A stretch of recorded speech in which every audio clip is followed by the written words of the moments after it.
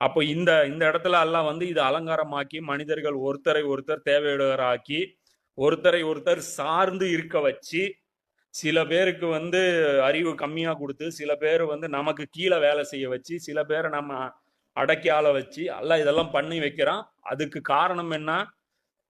அதிகார துஷ்பிரயோகம் பண்றோமா? வேலைக்கு வச்சிருக்கோமா? அவரும் வந்து வேலைக்காரரா நம்ம பார்த்தாலும் எப்படி பார்க்கணும்? கண்ணியமா பார்க்கணும்.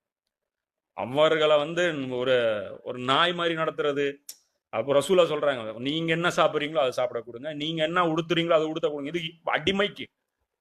இப்ப இன்னைக்கு அடிமையை விட நம்ம முதலாளி ஆயிட்டோம் அப்படின்னா நம்ம என்ன சாப்பிட்றோமோ அதுதான் கொடுக்கணும். ஏன்னா நம்ம உக்காந்து அந்த இடத்துல மீன் சாப்பிட்டா அவனுக்கும் தோணும், இந்த வாசனையில சாப்பிடும் தோணும். முதலாளிங்கிறதுனாலலாம் அவனுக்கு தோணாம இருக்காது. அப்ப அதனால அவனுக்கு முதல்ல கொடுத்துட்டு தான் நாம சாப்பிடணும். இதெல்லாம் மிஸ்டேக் நம்ம வயலேஷன் பண்ணும்போது என்ன நடக்கும்? நம்ம வந்து அந்த அல்லாஹ் வச்ச அந்த சோதனையில தோத்துட்டே வருவோம். அப்ப இது ஒரு பக்கம், இது ஒரு சோதனைக்காக அல்லாஹ் வச்சிருக்கான்.